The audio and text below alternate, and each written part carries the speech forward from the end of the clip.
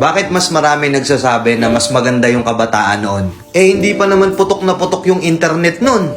Hindi pa putok na putok yung Facebook, wala pang TikTok, wala masyadong entertainment sa social media. Pero bakit mas maraming nagkiklaim na mas masaya yung generation noon? Kasi kahit ako, aminado ko na mas naging masaya ako nung kabataan ko noon kung ikukumpara ngayon na puro social media na lang. Kung ikukumpara ngayon na puro internet na lang.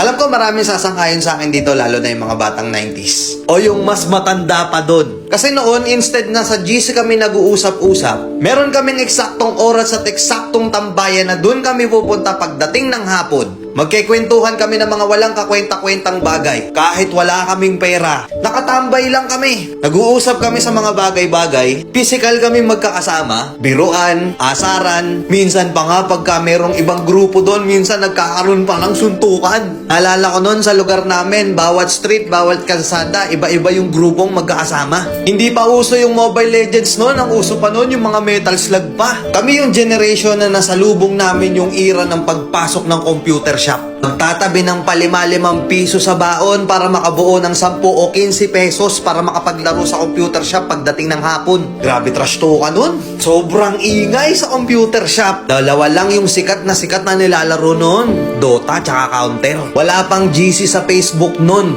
Pero alam namin kung kailan yung call time namin para magkita-kita kami ng mga kaibigan namin noon. Hindi pera ang currency namin noon. Pakapalan ng text at pogs ang basehan noon para malaman kung gaano kakalakas noon. Meron ba sa inyong mga nakapaglaro na noon? May Jolen, pupunta ka sa tindahan, kukuha ka ng tansan, bubutasan mo, gagawin mong sipa. Kada dadating yung Pasko, hindi pwedeng hindi ka magpapabili ng pellet gun. Kami yung mga kabataan noon na hindi pwedeng hindi kami mawawalan ng sugat sa katawan. Sub-sub dito, sugat-sugat na tuhod, at kung ano-ano pang sakit sa katawan. Napakasaya noon kasi ang kasiyahan namin noon sobrang simple lang. Kahit wala kaming pera, basta kompleto ang tropa, okay na okay na. Yung tipong pupunta ka sa court, makikipagpustahan ka, kahit yung pusta ay tubig lang, palag-palag na. Ibang klase yung tuwa at saya, lalo na nung nakikipaglaro ka pa ng luksong baka at Tom Sawyer pa. Nakakamiss, di ba?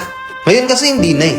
Ngayon kasi yung ibang kabataan ngayon, hindi na nila nakakanasan yun. Ang nagpapasaya na lang sa kanila, yung mapasagot nila, yung crush nila ngayon. Puro pag-ibig, masyadong nagmamadali. Nakapokus na lang sa social media, hindi na lumalabas. Siguro oo, dahil nga yun na yung kinalakihan nila, masaya na sila dun. Pero aminin man natin at hindi, sa mga nakaranas ng mga ganong klaseng kabataan noon, mas masaya, di ba? Na kahit gutom na gutom ka na maghapon, may palo ka pa pag-uwi. Hindi yun mahalaga, ang importante kahit gusgusin na yung itsura mo, as long as makalaro mo yung mga kalaro mo, okay na. Masaya ka na. Nakakamiss lang balikan. Tapos ngayon yung buhay natin, hindi na ganun kasaya. Hindi na ganun kasimple. Kaya minsan, naiisip natin, sana bata na lang tayo ulit. Oo, wala nga tayong pera nun, pero masaya tayo. Hindi ganun kalaki at hindi ganun kabigat yung problema noon. Habang tumatanda tayo, nawawala na yung saya natin nung bata tayo. Kaya minsan yung iba, ini-spoiled nila yung inner child nila ngayon.